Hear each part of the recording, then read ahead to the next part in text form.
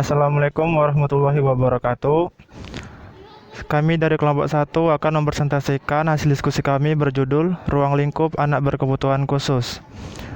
Sebelum kami mempresentasikan, izinkan kami terlebih dahulu untuk memperkenalkan diri terlebih dahulu. Saya Rizky Andika sebagai moderator dan sebagai pemakalah kedua, teman saya Feby Lutfianti sebagai pemakalah pertama, dan teman saya Fadil Elsafira Harap sebagai pemakalah ketiga. Untuk mempersingkat waktu, kepada saudari Feby, kami persilakan. Baik, saya akan melanjutkan. Ruang lingkup anak berkebutuhan khusus. Konsep anak berkebutuhan khusus memiliki arti yang lebih luas dibandingkan dengan pengertian anak luar biasa.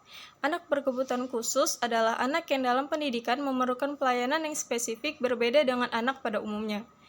Anak berkebutuhan khusus ini mengalami hambatan dalam belajar dan perkembangan. Maka dari itu, mereka memerlukan layanan pendidikan yang sesuai dengan kebutuhan belajar masing-masing dari anak berkebutuhan khusus ini.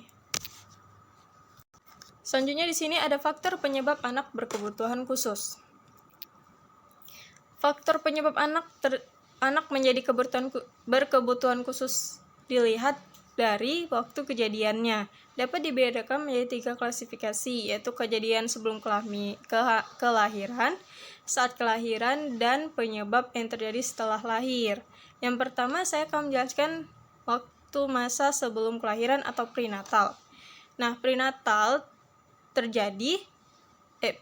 yaitu terjadinya kelainan anak semasa dalam kandungan atau sebelum proses kelahiran.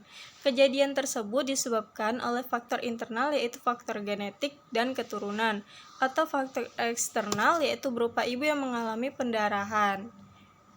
Selanjutnya, di sini ada beberapa hal sebelum kelahiran bayi yang dapat menyebabkan terjadinya kelainan pada bayi. Yang pertama, infeksi kehamilan. Infeksi kehamilan ini bisa terjadi akibat virus leptospirosis yang berasal dari air kencing tikus, lalu virus maternal rubella, atau morbili, atau campak Jerman, dan virus retrolanta. Yang kedua, gangguan genetika. Gangguan genetika ini dapat terjadi akibat kelainan kromosom transformasi yang mengakibatkan keracunan darah atau tuksenia atau faktor keturunan. Yang ketiga, usia ibu hamil. Usia ibu hamil yang berisiko menyebabkan kelainan pada bayi adalah usia yang terlalu muda, yaitu ketika ibu berusia 12-15 tahun, dan terlalu tua, yaitu di atas 40 tahun. Yang keempat, keracunan saat hamil. Keracunan dapat terjadi saat hamil, yaitu bisa diakibatkan janin yang kekurangan vitamin atau bahkan kelebihan zat besi atau timbal, misalnya dari hewan laut seperti mengkonsumsi kerang hijau dan tuna instan secara berlebihan. Yang kelima, penyakit menahun seperti TBC atau tuberkulosis. Penyakit TBC ini dapat terjangkit pada individu yang tertular oleh pengidap TBC lain, atau penyakit TBC akibat bakteri dari lingkungan atau sanitasi yang kotor.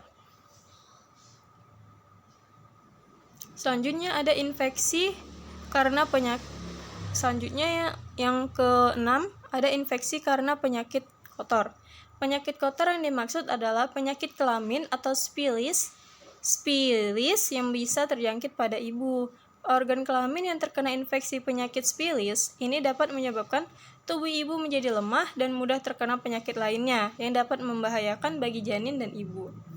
Selanjutnya yang ke-8 ada toxoplasmosis yang berasal dari virus binatang seperti bulu kucing, trakoma, dan tumor. Penyakit-penyakit tersebut tergolong penyakit yang kronis, namun perkembangan ilmu kedokteran sudah menemukan berbagai obat imunitas. Seperti pada ibu yang sudah diketahui tubuhnya mengandung virus toxoplasma, maka sebelum kehamilan dapat diimunisasi agar virus tersebut tidak membahayakan janin kelak.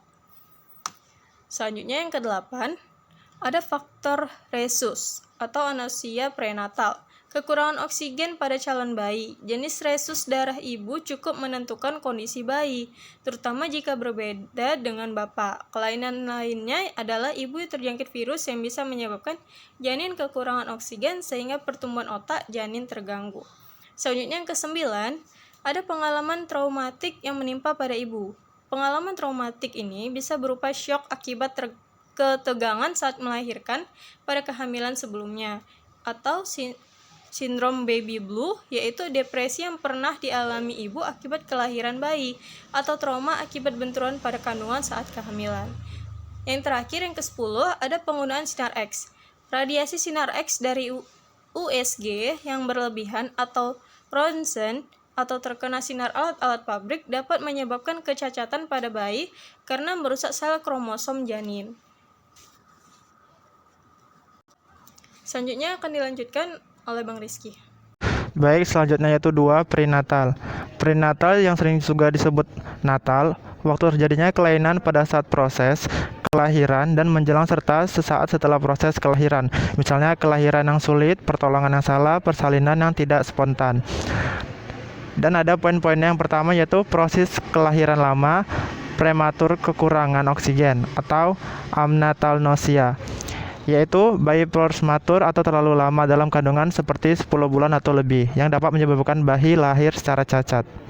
Dan yang kedua yaitu kelainan dengan alat bantu.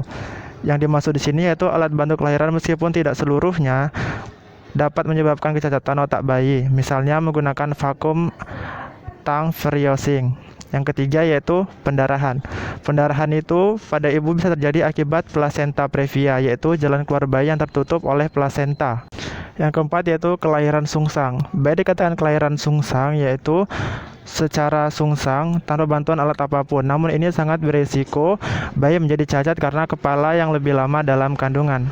Yang kelima yaitu tulang ibu yang tidak proporsional atau disproporsi cephalopelvic, yaitu ibu yang memiliki kelainan bentuk tulang pinggul atau tulang pelvik dapat menekan kepala bayi saat proses kelahiran. Yang ketiga yaitu pasca natal. Pasca natal yaitu kelainan setelah anak dilahirkan sampai dengan sebelum usia perkembangan selesai. Yang pertama yaitu penyakit infeksi bakteri, virus, diabetes mellitus, panas tinggi, dan lain-lain. Yaitu penyakit-penyakit tersebut adalah penyakit-penyakit kronis yang bisa disembuhkan dengan pengobatan yang intensif. Namun, jika terkena pada bayi maka dapat menghambat pertumbuhan dan perkembangan fisik dan mental anak. Yang kedua yaitu kekurangan zat makanan. Zat dan nutrisi yang sempurna sangat dibutuhkan bayi setelah kelahiran. Gizi tersebut dapat diperoleh dari ASI di 6 bulan pertama dan makanan penunjang dengan gizi seimbang di usia selanjutnya. Jika bayi kekurangan gizi atau malnutrisi, maka perkembangan otaknya akan terhambat dan bayi dapat mengalami kecacatan mental. Yang ketiga itu kecelakaan. Kecelakaan pada bayi terutama pada area kepala dapat mengakibatkan luka pada otak atau brain injury. Dan otak sebagai organ utama kehidupan manusia, jika mengalami kerusakan, maka dapat merusak pada sistem atau fungsi tubuh lainnya. Dan yang keempat yaitu keracunan. Racun yang masuk dalam tubuh bayi bisa dari makanan dan minuman yang dikonsumsi bayi. Jika daya tahan tubuh bayi lemah, maka dapat meracuni secara permanen. Racun bisa berasal dari makanan yang kadaluarsa, busuk, atau makanan yang mengandung zat psikoaktif. Racun yang menyebar dalam darah bisa dilahirkan pula ke otak dan menyebabkan kecacatan pada bayi. Baik, saya akan melanjutkan klasifikasi anak berkebutuhan khusus. Yang pertama ada anak dengan gangguan fisik, yaitu A. Tunanetra. Tunanetra yaitu anak yang indera penglihatannya tidak berfungsi sebagai penerima informasi dalam kehidupan sehari-hari. Yang B. Ada tunarungu, yaitu kehilangan sebuah pendengarannya sehingga kurang mampu dalam berkomunikasi verbal. Lalu yang C ada tunadaksa. Tunadaksa yaitu anak yang mengalami kelainan ataupun cacat pada alat geraknya seperti tulang, otot, ataupun sendi. Lalu yang kedua ada anak dengan gangguan emosi, yaitu A. Tunalaras. Tunalaras yaitu anak yang mengalami kesulitan dalam penyesuaian diri dan bertingkah laku yang tidak sesuai dengan norma-norma. Lalu yang B ada tunawicara. Tunawicara yaitu anak yang mengalami kelainan bahasa, kelainan suara, dan kelainan artikulasi sehingga mengakibatkan penyimpangan bahasa. Lalu yang C ada hiperaktif. Hiperaktif yaitu gangguan tingkah laku yang tidak normal yang disebabkan oleh disfungsi neurologi dengan gejala utamanya yaitu tidak mampu mengendalikan gerak dan memusatkan perhatian. Lalu yang ketiga ada anak dengan gangguan intelektual. Anak dengan gangguan intelektual ada yang pertama ada tunagrahita. Tunagrahita yaitu secara nyata mengalami hambatan dan keterbelakangan perkembangan intelektual jauh di bawah rata-rata sehingga mengalami kesulitan dalam akademik, komunikasi, dan sosialnya. Lalu yang B ada anak lamban belajar. Anak lamban belajar ini memiliki potensi intelektual sedikit di bawah rata-rata normal, tapi dia belum termasuk tunagrahita. Lalu yang C ada anak kesulitan belajar khusus. Anak kesulitan belajar khusus secara nyata mengalami kesulitan belajar dalam tugas-tugasnya di akademik, di sekolah, terutama untuk kemampuan membaca, kemampuan menulis, kemampuan berhitung, dan matematika. Lalu yang D ada anak berbakat. Anak berbakat ini memiliki kemampuan dan kecerdasan yang luar biasa di atas anak-anak seusianya. Dia memiliki kreativitas, punya potensi dan tanggung jawab terhadap tugas, sehingga untuk mewujudkan kemampuan dan potensinya itu memerlukan pelajaran atau pelayanan pendidikan khusus. Lalu yang E ada autis. Autis yaitu gangguan perkembangan anak yang disebabkan oleh adanya gangguan sistem saraf pusat di dalam interaksi sosial, komunikasi, dan perilaku.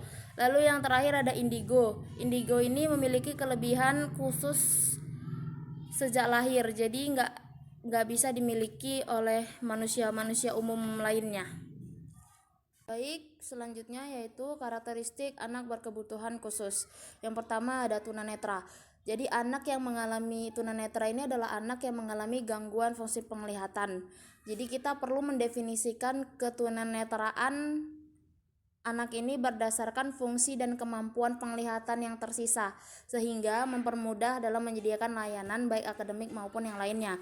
Lalu yang kedua adalah tunarungu. Tunarungu ini dapat dibedakan menjadi dua kategori. Yang pertama tuli dan yang kedua adalah kurang dengar. Tuli yaitu kondisi di mana seseorang benar-benar tidak bisa mendengar karena kehilangan fungsi pendengaran kepada telinga. Sedangkan anak yang kurang dengar yaitu rusaknya fungsi pendengaran pada telinga. Lalu yang ketiga ada tunagrahita.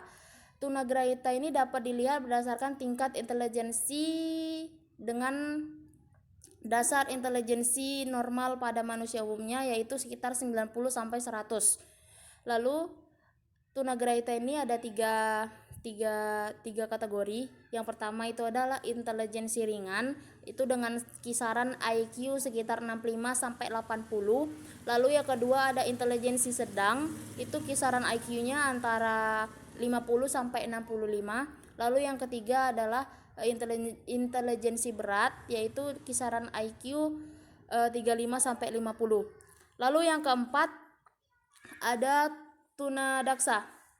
Tunadaksa ini ada beberapa kategori yang mengalami kelainan-kelainan kepada anggota gerak, seperti yang pertama itu ada kaku kaki, yang kedua ada kaku tangan, yang ketiga ada jari lebih banyak, lalu yang keempat ada jari berselaput, yang kelima ada gangguan pada tulang leher, lalu yang keenam ada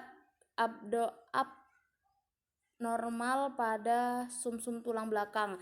Secara umum tunadaksa ini hanya mengalami kelainan atau cacat pada anggota geraknya, tapi tidak memiliki gangguan kepada intelijennya. Lalu yang kelima ada tunalaras. Tunalaras itu pada intinya sebutan untuk orang-orang atau seseorang yang memiliki gangguan perilaku yang menunjukkan suatu pertentangan secara terus-menerus pada masyarakat, lalu merusak dirinya sendiri serta gagal dalam pelajaran. Dia merasa puas setelah merusak dirinya, seperti itu contohnya. Lalu yang terakhir ada anak cerdas dan berbakat. Anak ini tumbuh seperti kebanyakan anak-anak lainnya seusianya, namun dia lebih ditekankan kepada perkembangan aspek tertentu saja, di mana dia mengalami peningkatan dan perkembangan yang signifikan dari anak-anak usianya. Contohnya kayak dia suka IT, lalu dia diarahkan untuk belajar atau untuk mengembangkan kemampuannya di IT saja, seperti itu contohnya. Sekian dari hasil pemaparan materi kami hari ini. Apabila ada kata-kata yang salah kami mohon maaf. Wabillahi taufiq wal hidayah. Wassalamualaikum warahmatullahi wabarakatuh.